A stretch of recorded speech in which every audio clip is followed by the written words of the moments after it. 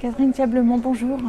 Bonjour. Vous venez de présenter les résultats d'une cohorte française de patients atteints de lymphome non-Hodgkinien réfractaire ou en rechute qui ont reçu un traitement par Carticel.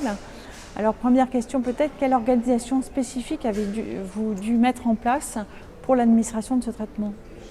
L'organisation que nous avons mis en place pour la prise en charge des patients présentant un lymphome différent de cellules B en rechute réfractaire traités par Carticel a été importante parce que ce sont des patients qui sont fragiles, qui vont recevoir un traitement qui est complexe en termes de procédure parce qu'il faut bien screener les patients pour savoir s'ils sont éligibles ou pas. Ensuite, prévoir la lecaphérèse en fonction d'un slot disponible ou pas. Et donc, nous avons actuellement 2 industriels qui nous proposent des slots.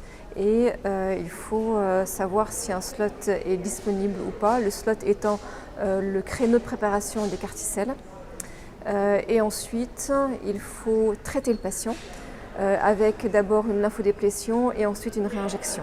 Et après la réinjection, on a la période de surveillance puisque ce produit peut être toxique avec 2 toxicités principales et bien connues, spécifiques plus ou moins à ce traitement comme le CRS, le syndrome de relargage stokénique et la neurotoxicité. Mais il ne faut pas oublier non plus la 3e toxicité qui est la neutropénie et qui peut se compliquer de syndrome fébrile. Pour nous, dans notre cohorte et notre expérience à Saint-Louis, dans 74% des patients, et Roberta Di Blasi, un des médecins du service, présentait aujourd'hui, ce matin, en communication orale, ces problèmes de neutropénie fébrile et d'infection après réinjection de Carticel durant le premier mois de réinjection. Alors justement, par rapport à cette cohorte, quels ont été les profils des patients qui ont été traités? Et quel a été le délai de traitement? Les 60 premiers patients traités en France entre juillet et décembre 2018 ont des profils et des caractéristiques qui sont proches de celles des essais cliniques Juliette et Zuma 1. En dehors de l'âge, peut-être que l'âge était un petit peu plus jeune dans la cohorte française, 53 ans médiane comparé à 58 ans dans Zuma 1 et dans Juliette.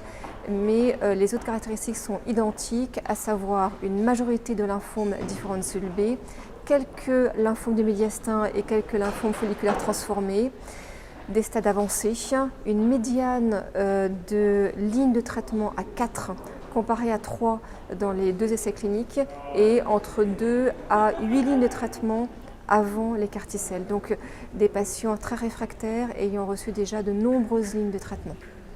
Et alors, quelle efficacité avez-vous observé chez ces patients?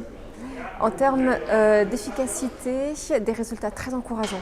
Même si le suivi est actuellement encore très petit, très mince, très court, on a une PFS à 3 mois de 54% et une survie globale à 3 mois à 82%.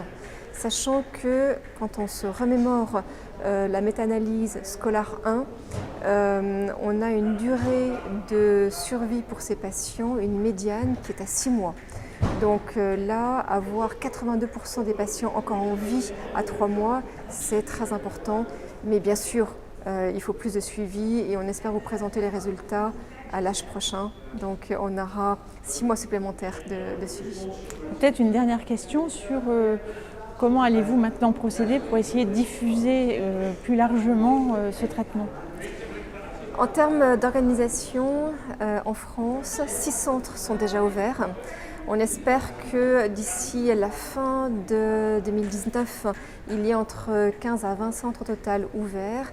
Et en termes d'organisation, on travaille déjà beaucoup avec nos collègues pour expliquer ce que l'on a mis en place en termes d'organisation au niveau médical, au niveau paramédical.